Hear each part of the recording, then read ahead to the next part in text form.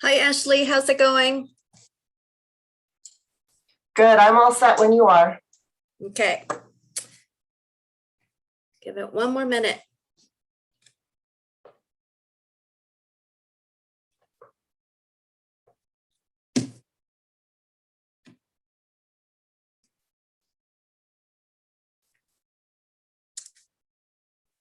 Okay, it's 11:35, so I'm going to call the Public Works Committee to order. If we could put the information for participation up on our screen, that would be great, Ashley. So we continue to meet via Zoom webinar, and if you would like to participate and let us know that you have public comment, please let us know by using the raise and lower hand feature, and we'll allow you an opportunity to provide public comment. If you are joining us by phone, you can use star 9 and star 6 to mute and unmute yourself. You can always leave a voicemail to City Council members with your comments about any item on the agenda or not. That number is 406-552-6012. You can email City Council your comments at council@ci.missoula.mt.us. And please know that all these meetings are recorded and can be accessed via YouTube and MCAT. And that, if we can do a roll call for attendance, please, Ashley. Anderson, Present. Becerra, Present. Contos, Harp, Here. Hess, Present. Jones, Present. Merritt, Present. Ramos, Cheryl, Vasika, Present. Von Lossberg, West. Okay, thank you. Thank you, Ashley. And now we have minutes from our last meeting on the 11th. Are there any changes to the minutes? Okay, seeing none. Those will stand approved. Quick check on our public attendance. No one from the public in attendance to provide public comments. So we will move to our first item on the agenda, and that is a professional services agreement amendment, number 2, with Morrison Murley for the Grant Creek Lift Station, and Andy is here to present. Hi, I'm Andy Schultz, city engineer for utilities. Thanks for having me. I've got 3 of these here for you guys today, and so hopefully you don't get too sick of me, but I have some special guests for you also, maybe keep you entertained. So on this first item, I'm here to ask for the approval of the second contract amendment for Morrison Merrill's design contract for the Grant Creek Lift Station replacement project. I'm going to share my screen just to give you guys all a visual of what we're looking at. Hopefully you can see that. So basically this project will decommission the existing Grant Creek Lift Station. And we'll do that by installing a gravity sewer main around the lift station and connecting into gravity sewer. The original scope with Morrison Merrily was to do an alternative analysis project of 4 different alternatives. We knew this lift station was undersized and would need to be upgraded. The alternative they came up with as being the best for the city in the long run was to decommission this lift station and install the gravity main. So our first amendment to this project was to actually get that project under design and bid out. So now the project is actually under construction. They're actively working out there. We'll start to bore under railroad tracks on, I believe, Monday. So this amendment is here to cover the cost of Morrison Merrill's construction oversight and administration, and then the final project closeout as we near the completion of this project. So the total cost of this amendment is $63,500, and that will come from the Sewer Enterprise Fund. Happy to answer any questions. Thanks, Andy. Let's see, I think Jordan was the first hand up. Thanks, Mirta, and thanks, Andy. I recall this project when we approved it several months back. I'd be happy to make the recommended motion.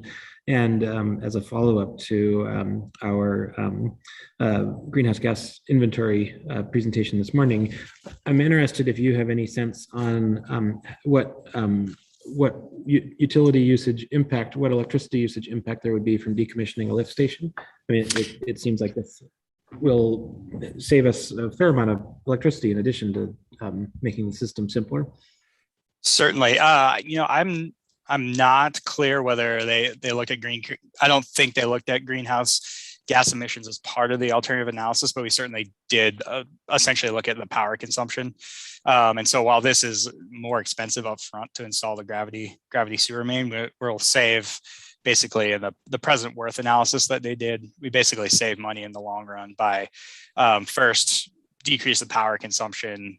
To, you don't have to replace pumps or do the maintenance that's required with a lift station. And it's a lot safer for the city operations staff too, because a lift station is considered a confined space that requires a lot of additional protections when you have to maintain it. So I can get back to you if you want the greenhouse gas numbers, but sorry, I don't.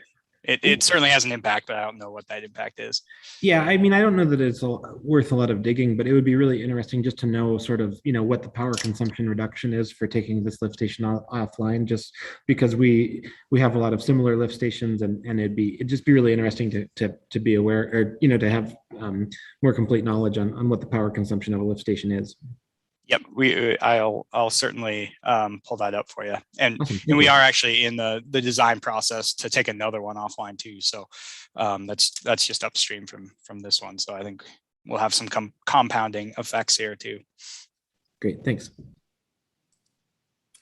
Julie.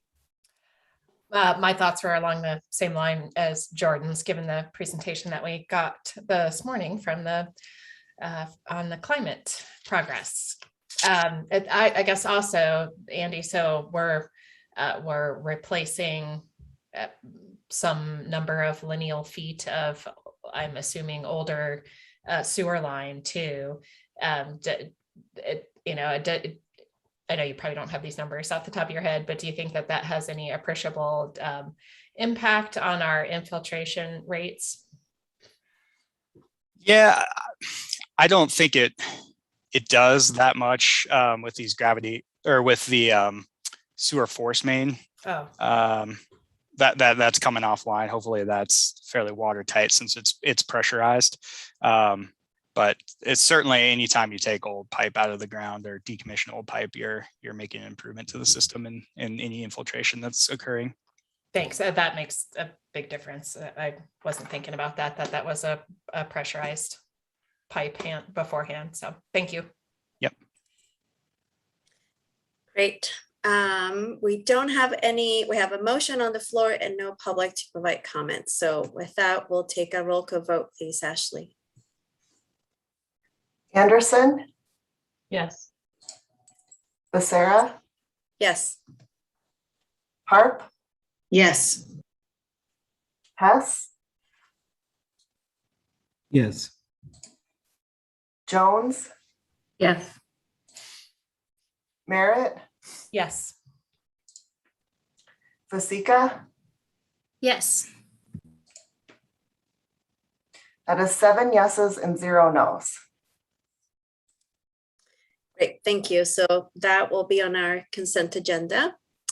And we will now move to item 2 on our agenda. That's a noise ordinance variance for night work on Mount Avenue. And Andy, that's you again.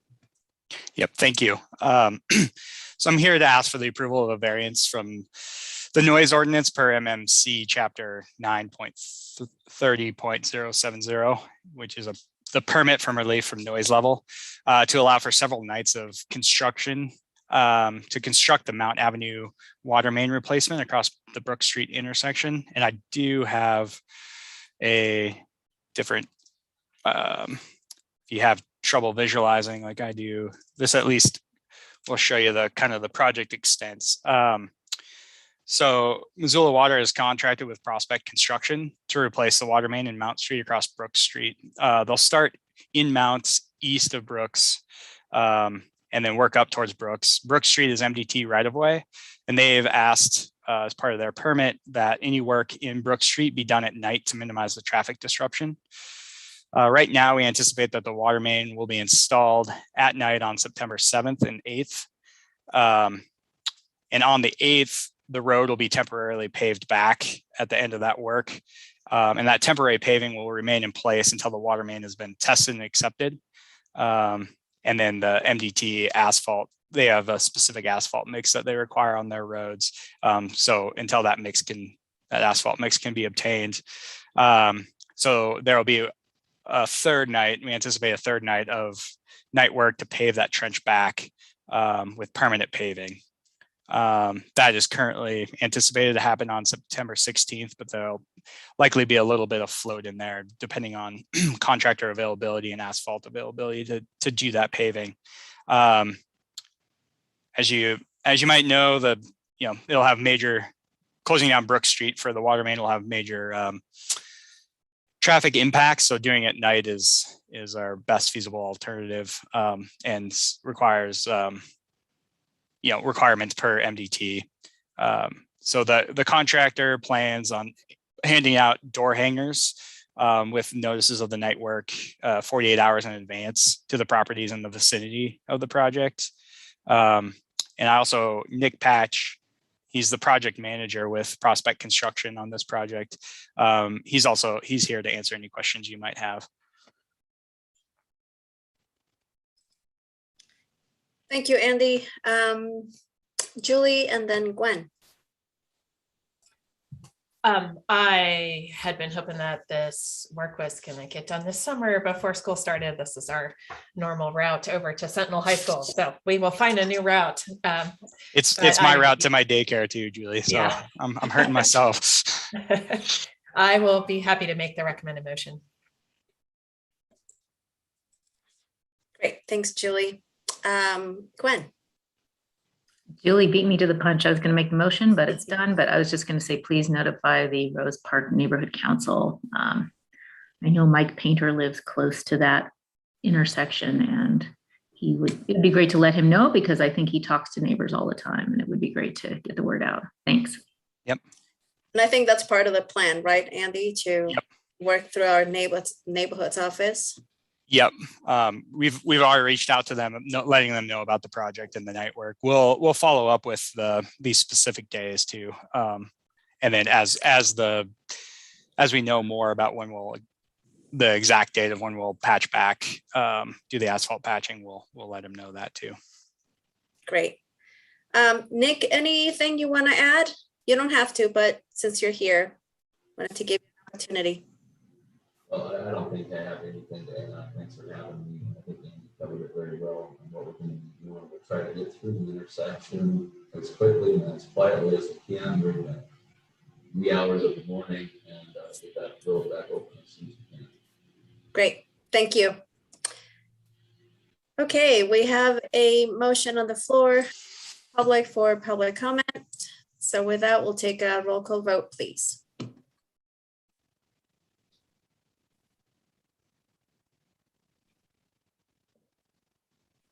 Anderson, Yes. Sarah, Yes. Harp, Yes. Hess, Yes. Jones, Yes. Merritt, Yes. Vasika. Yes. That is 7 yeses and 0 nos. Great. So that too will be on our consent agenda. Thank you, Andy and Nick. And so we'll move to number 3, very exciting, bid award with Prospect Construction for the Carrots Park And Andy, take it away. All right. I'm here to ask the council to award both schedules A and B for the Caris Outfall Stormwater Infiltration and Caris Park Phase 1 Improvements Project to Prospect Construction. So this exciting project is the result of a collaboration between Public Works and Parks Department. This project got underway because of the second phase of the Caris Park stormwater improvements. The first installed a manhole which separates larger debris and oil out of the stormwater. The second phase will install an infiltration gallery in the location of the big grass hill at Caris Park. So this project will divert the first flush of stormwater, which generally has the most contaminants in it, to the infiltration gallery and not to the Clark Fork as it currently does. This will improve the water quality in an area that sees a ton of recreation. As this project was coming together, the North Riverside Parks and Trails Master Plan was adopted by City Council. That plan included substantial improvements to Caris Park, some of which overlap with the infiltration gallery. While it's possible to install the infiltration gallery without the park's improvement, it would require us installing a bunch of temporary infrastructure, regrading the grass hill, installing sod, and irrigation that would eventually be torn out as part of the Caris Park improvements when that happened. So that's where it made sense to combine this project with a portion of the Caris Park improvements project, which will be the portion of the park that's affected by the infiltration gallery. And so hence the phase 1 of the Caris Park improvements project was born. So for the Caris Park improvements, these improvements will widen Ron's River Trail from 10 feet to 18 feet to create a riverfront promenade. We'll level the existing grass mound where the infiltration gallery will be located. This will provide a more flexible multi-use space for events. It'll also replace the existing amphitheater with a new one set into a grass lawn to create more flexible seating space and increase capacity for events.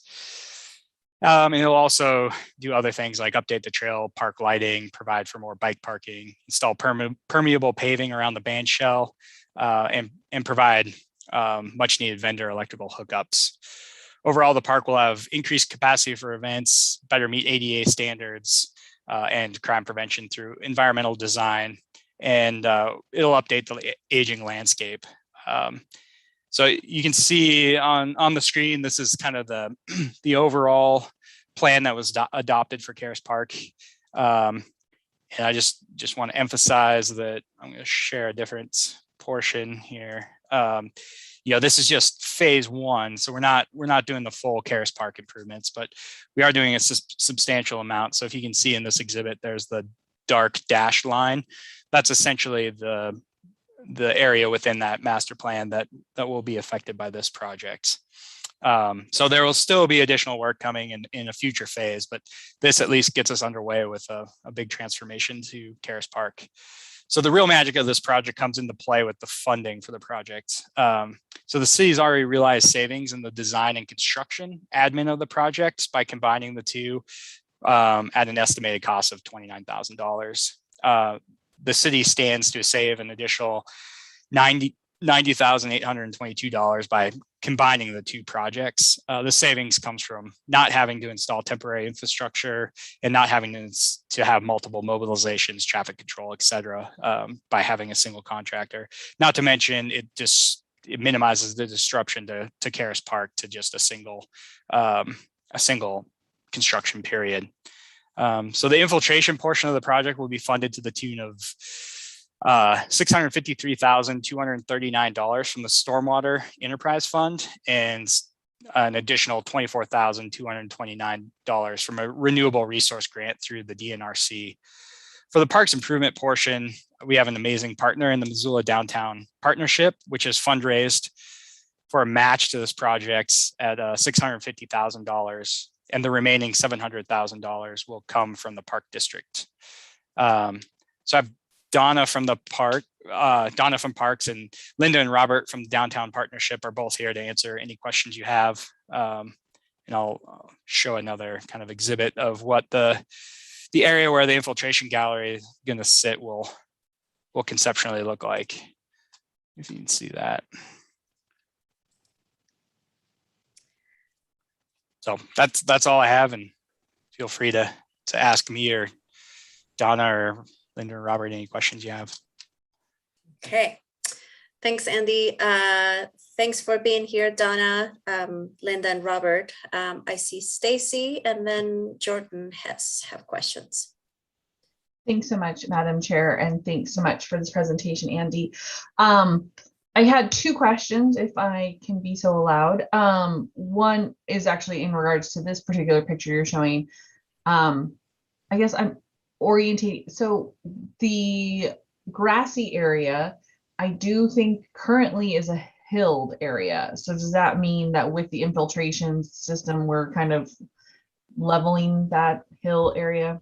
I'm seeing noddings of heads. Yeah, Yeah, we'll be okay. taking that hill down, kind of open up the view to the river. So I think if you can kind of picture that hill area now being level with the trail back Yeah. behind it. So significant amount of material being pulled out from there. Okay, great. And then it does, okay, so now I guess Madam Chair, may I have a follow-up? Yes, go ahead. Okay, so then it looks like the tiering system onto, like with the band is actually, I mean, is going downwards versus like currently it's going up.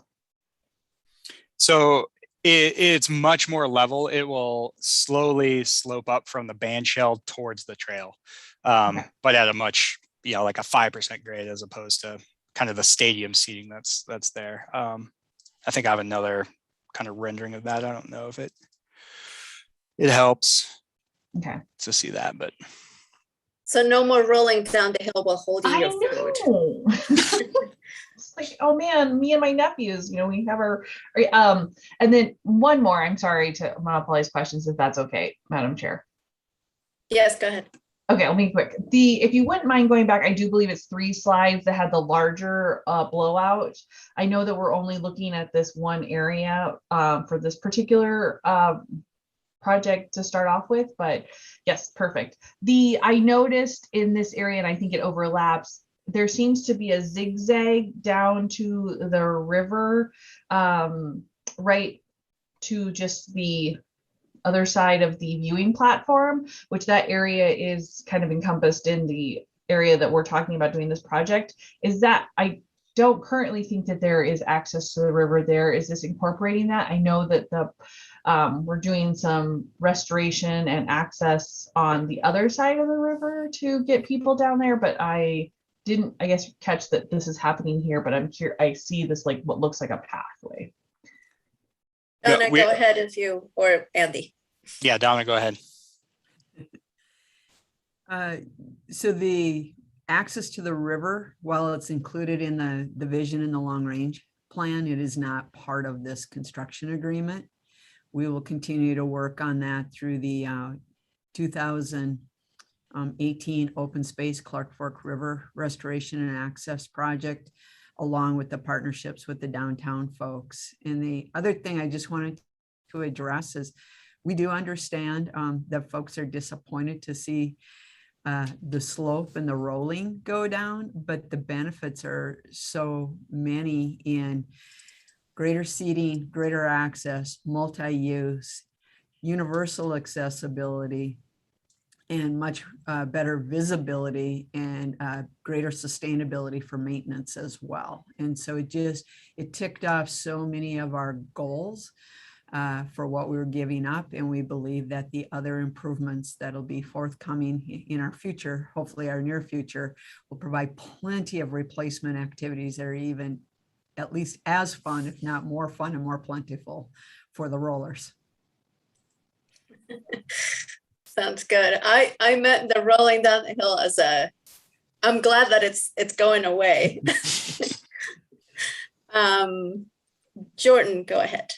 Thanks. And thanks, Donna, for highlighting the accessibility benefits. Garris Park is such a nice place, but it is a challenging environment from an accessibility standpoint. And I'm excited to see us making progress on making that more accessible for all members of our community. So question that I have is the stormwater feature, the infiltration gallery, is that all underground underneath these surface improvements then? Yep, it'll be buried. So we'll basically, there's an existing manhole structure on that stormwater line that we'll replace, and it'll have a weir that will divert. It's very deep. It's more than 12 feet below ground, and it'll divert over to this infiltration gallery. So the only thing you'll see are a couple of manhole lids for access. Does it need, I assume it fills up with cigarette butts and other kind of first run pollutants and stuff. Does it need to be serviced very often? So in theory, we have a device ahead of it that basically will remove some of that bigger debris. The stuff that does move through, it will require some maintenance in the future. Okay, and that upstream device, I don't remember what that's called, but we installed that a few years ago, right? Yep. It's a CDS unit. So basically, spins the stormwater and lets the solids and oil and grease kind of float to the surface essentially. Okay. Yep. So this will handle more of like the pollutants that would be washed off the roadway but weren't necessarily solid. More just oils and stuff off the roadway. Okay. Yep. Anything that doesn't get caught in that initial kind of rough wash, and then the stuff that's kind of dissolved in that stormwater as well. Great, thank you. And Andy, I remember you telling me that if this wasn't part of the parks master plan, that in order to improve the infiltration gallery, you would have to remove the hill and then put it back on again, correct? So it's a good collaboration, or we're taking advantage of two processes with a community goal, right? Yeah, I mean, we'd previously, before the surface improvements with parks came together, we'd been collaborating with parks we wouldn't put the hill all the way back in, knowing that this portion would be coming in years in advance, but it still wouldn't be graded to the way that they would need for this the ultimate park improvements. So we'd end up, that's kind of where that cost savings comes from, but we'd end up putting a bunch of stuff in that would have to get torn out when the parks improvements came in. Yeah. Heather, go ahead. Thanks, Marta.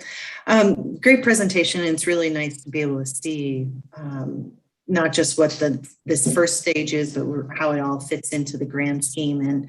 And Linda or Donna, I was wondering if you could also just kind of set us up for phase 2 of this project and give us and allow us to anticipate what comes next after this phase.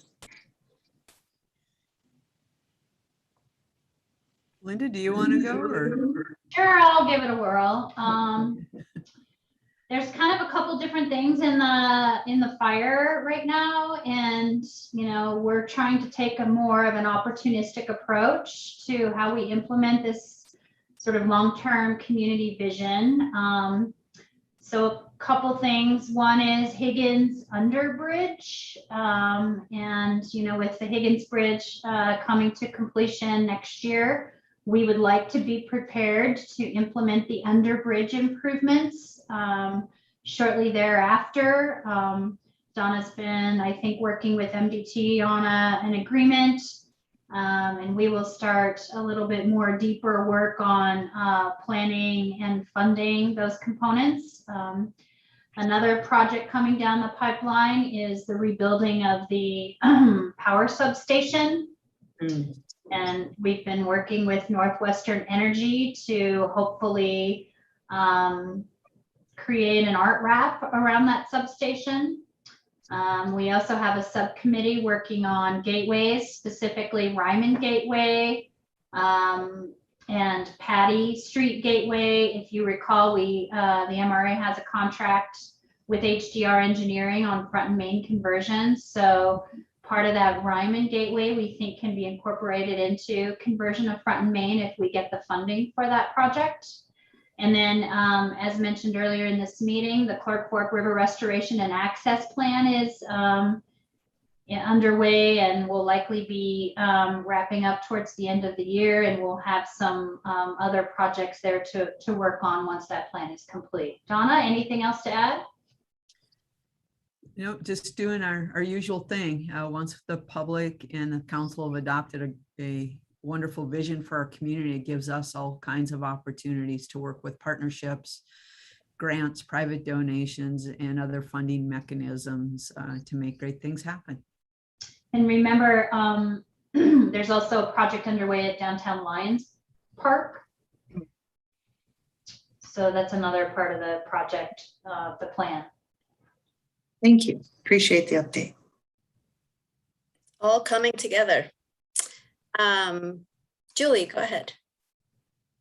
Andy, I was going to mention that I can imagine that there is a soon to be empty ditch that would be a good receptacle for all those cubic yards of material that you're going to take out when you take that hill down. Yeah, that's an idea. I don't know that the timing will work, but yeah, that's because I know that there's a few of those shareholders on the Flin Loney ditch that are anxious to fill that ditch in once they have the go ahead to do that. So we might have a place to put all that fill. nice. Great. Any other questions from council members? Still no one from the public in attendance. We do need a motion. Don't be shy. I'd be happy to make the recommended motion. Sorry, I thought we had that on the table already. I don't know that we did. Maybe I missed it, but okay, now we do. Thank you, Julie. And with that, still no public in attendance. So we'll have a roll call vote, please. Anderson, Yes. Becerra, Yes. Harp, Yes. Hess, Yes. Jones, Yes. Merritt, Yes. Vasika. Yes. Okay, that's 7 yeses and 0 nos. Great. So that too will be on our consent agenda. And thank you, Donna and Linda and Robert, to the all the different partnerships that are making this happen. This is exciting. Thanks, everyone. Thanks, Andy. Yep, thank you all.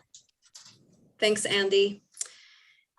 So with that, we don't have any other business for our meeting, so we would be adjourned. Thank you so much.